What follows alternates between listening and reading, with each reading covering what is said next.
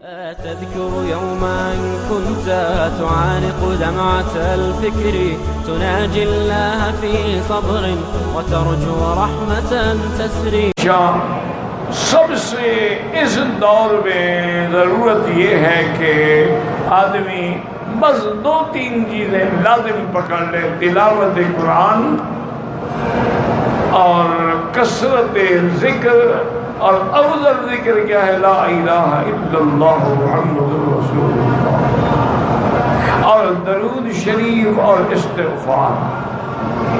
بس یہ اپنی لازم حیات بنا لے تو انشاءاللہ دنیا میں بھی اور آخرت میں بھی بھلائی ہی بھلائی ہوگی، سرخروئی ہوگی، اور کبھی خدا کسی کا محتاج نہیں ہے. شرط یہ ہے کہ یقین ہو. ہمارا تو یقین ہے. ایک دفعہ بغداد کے علاقے کی بات ہے کہ بارشیں بند ہو گئیں، قحط کے انداز ہو گئے. بڑا لوگوں نے کوشش کی، دعائیں مانگی. تو ایک دن وہ سارے لوگ نکلے نماز استسقاء کے لیے. تو راستے میں ایک سعدون مجنون کے نام سے مشہور بزرگ گزرے ہیں. ان کو مجنون کہا جاتا ہے، وہ دیوانے ہیں. لوگ لڑکیوں کے لیے دیوانے کہلاتے ہو تو اللہ کا عاشق تھا، دیوانہ کیوں نہ ہو. وہاں سے گزرے تو انہوں نے کچھ بلایا لوگوں کو، کہا ادھر آئے تو کدھر جا رہے ہو بھائی؟ انہوں نے کہا جی اتنا عرصہ ہو گیا، بارشیں نہیں ہوئی ہیں، قحط ہو گئی ہے، اور اب برا حال ہے لوگوں کا بھی، مال جانور کا بھی. جب گھاس ہی نہیں ہے تو مویشی کہاں چریں؟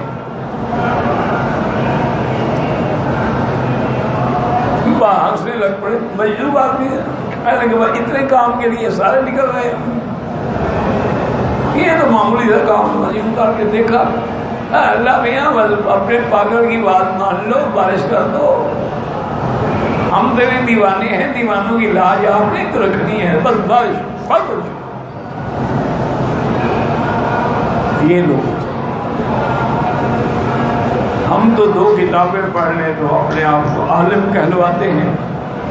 ایک آدھا صحیح غلط حج کر لیں تو حاجی کہلاتے ہیں، اور 2-4 ذکر اذکار سیکھ لیں تو پھر ماشاءاللہ پیر بن جاتے ہیں.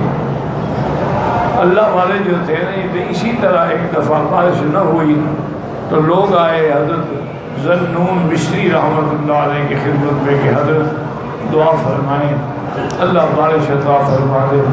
کہا اچھا بھائی.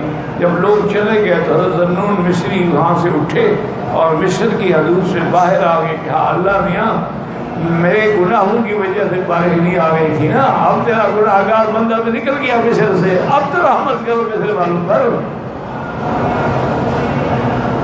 تو اتنا کہنا تھا کہ بارش شروع. اتنے بڑے لوگوں کو بھی یہ گمان تھا کہ میں سب سے برا ہوں. آج کل کہتے ہیں نہیں یہ ہم سب سے اچھے. انا للہ و انا الیہ راجعون ولا نقول الا لا حول ولا قوة الا باللہ العلی العظیم. بس دعا کریں، کیونکہ یہ میں نہیں کہتا کہ دنیا میں بزرگ یا اللہ والے نہیں، اور قرآن ہے اتقوا اللہ وکونوا مع الصادقین. سچے لوگوں کی صحبت اختیار. جب سچے نہیں ہوں گے تو صحبت کیسے اختیار؟ مانے کہ ہوتے ہیں، ہر دور میں ہیں، ہر جگہ ہیں. نہ ہوں تو اللہ حکم کیسے دیں؟ لیکن اس کا آسان حل یہ ہے کہ بس ایک تو قرآن سے دل لگا ہے، ایک رکوع پڑھو سمجھ کے پڑھو. ابھی رمضان آ رہا ہے، کم سے کم بھی کچھ نہ کر سکو تو 3 دن میں ایک ختم تو کرتے رہو. حضور تیاری کرتے تھے شعبان سے، فرماتے تھے اللہم بلغنا رمضان کما بلغتنا شعبان.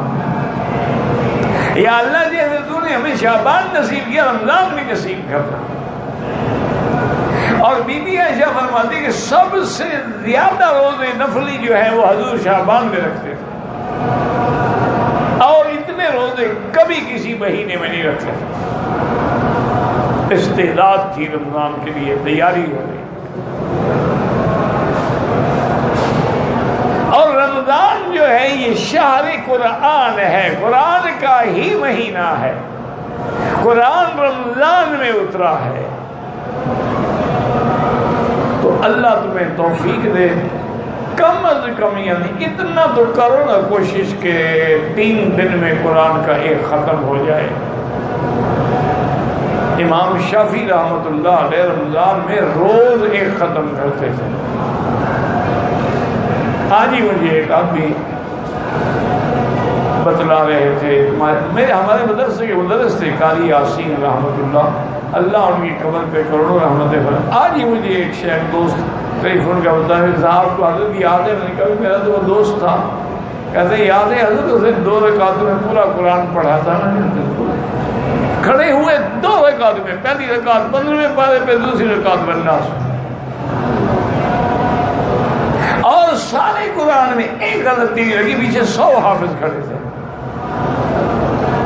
نابینا تھے لیکن اچھا ان کے بھائی بڑا سب بڑے لوگ تھے، فوج کے تھے، افسر تھے، بس یہی ایک قاری بنے۔ اللہ کی شان ہے، ہمارے مدرسے میں آگے موت تک وہی رہے، نہ انہوں نے ہمیں چھوڑا نہ ہم نے انہیں چھوڑا۔ تو جن کو اللہ توفیق دیتے ہیں وہ تو روز ایک قرآن کو ختم کرتے ہیں، روز ختم نہ کرو 10 پارے تو پڑھ لو، اچھا 10 پارے نہ پڑھو 3 تو پڑھو، لیکن اگر غلط پڑھتے ہو تو پھر پہلے قاری صاحب کے پاس بیٹھ کے اپنی صورتوں کو صحیح کرو۔ غلط پڑھنے سے ثواب کی وجہ گناہ ہوتا ہے۔ ایک ہے آدمی اٹکتا ہے، پڑھ نہیں سکتا، اس کے لیے تو 2 اجر ہے، لیکن ایک ہے کہ وہ پڑھتا ہی غلط ہے۔ یہ تو اب شکر کرو پاکستان میں، ہندوستان میں، بنگلہ دیش میں اللہ کا شکر ہے بہت قاری بڑے خوبصورت قرآن پڑھنے والے لوگ آ گئے ہیں، ورنہ تو بس یعلمون تعلمون ہی پتہ لگتا تھا رمضان۔ آدھے گھنٹے میں 20 رکعت تراویح بھی ختم، 1 پارہ قرآن کا بھی ختم، وتر بھی ختم، اور لوگ بھی وہی مسجد ڈھونڈتے تھے جہاں امام تیز تیز پڑھے اور پتہ کوئی نہ لگے۔ بھئی اللہ کا حکم پورا ہو گیا، جان چھڑا دی، 20 رکعتیں پڑھ کے آگے آدھے گھنٹے۔ ہم نے تو اپنے اکابر کو دیکھا ہے کہ 20 رکعت تراویح پڑھنی ہے، لیکن قاری کے پیچھے کھڑے ہو کے پڑھنی ہے، اور تراویح کے بعد صرف چائے کی پیالی اور پھر اس کے بعد قاری کھڑا ہوتا تھا، سحری تک کم از کم 3 پارے قرآن مجید سنتے تھے۔